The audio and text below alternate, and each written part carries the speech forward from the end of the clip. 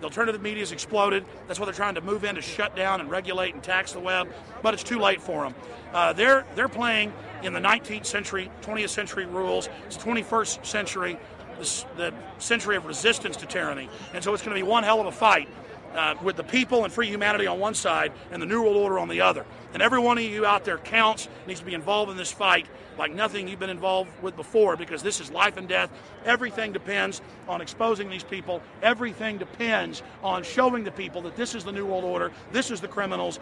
We're dealing with the king rats here, the people that are carrying out tyranny worldwide. And either they fall or we fall. Either worldwide darkness and a new age of tyranny and oppression and with a scientific overlay, or a new age of liberty and freedom and a new renaissance. The choice is the people's out there. Okay, we can tell you what's going on. You can check it out for yourself and find out it's true. But don't wait. Investigate now. Get involved now. Go out there and reach out now. We don't have time. If you're looking for the solution, look in the mirror. Look right into the mirror, because you out there, men, women, old, young, black, white, doesn't matter. It's going to be up to you if they win or if liberty succeeds and the people have a chance of having any future. These are cold-blooded eugenicists. These are cold-blooded people who think they're God, think that they're our masters, that think that we're animals. These are the guys that funded Lenin and Stalin and Hitler and Mao. These are the guys, it's all on record, that bankroll this stuff. They are hardcore vicious, and they must be resisted.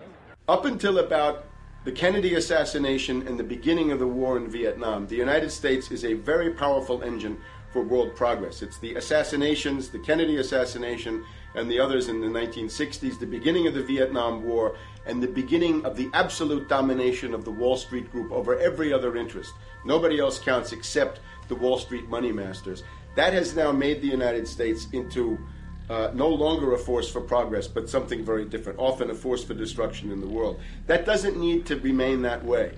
The interest of the American people is to fight to take your government back from Wall Street and make the United States a force for progress in the world, which we easily could do if we could just break the power of the people behind Obama. The main banks of Europe, which were started by Adam Weishaupt and Rothschild, the Banque Nationale de Paris, the Bank of England, the Bank of Italy, have all financed the messianic and war leaders of the last 200 years. Napoleon, Lenin, Stalin. They backed Adolf Hitler. They backed Franklin Delano Roosevelt. And they are backing right now Barack Obama. The banking cartel had established a beachhead in 1913 through the Federal Reserve Act. In 1947, they set up a parallel shadow government through the National Security Act. From 47 on, the national security state began the long process of absorbing federal and state bureaucracies, while at the same time undermining the constitutional power of Congress and dominating the executive branch. By controlling the issuance of currency and credit, the private Federal Reserve was able to buy up most of the Fortune 500. And if a company wouldn't sell, the bankers would unleash federal regulators to run them out of business. Private central banks in Europe, the United States, and England took taxpayer money and loaned it at over 30% interest to third world nations.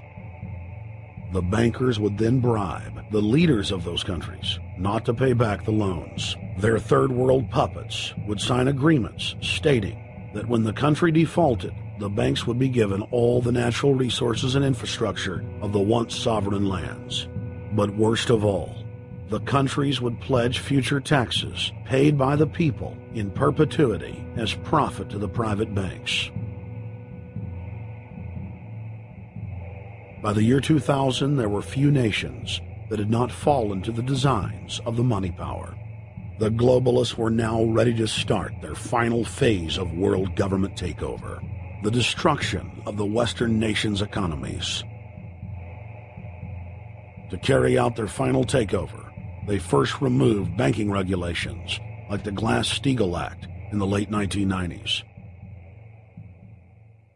This allowed their front companies to issue unlimited credit to the world and to set up colossal Ponzi schemes, the likes of which the world had never seen. The scams were advertised by the controlled corporate media as completely legitimate. Because of the fantastic returns, private investors, corporations, state and local governments invested heavily. They had taken the bait, hook, line, and sinker. To destroy confidence, in late 2007, the bankers themselves began to badmouth the scams they had created. Next, the central bankers cut off the tsunami of fiat money that they had been using to pump up the bubble. When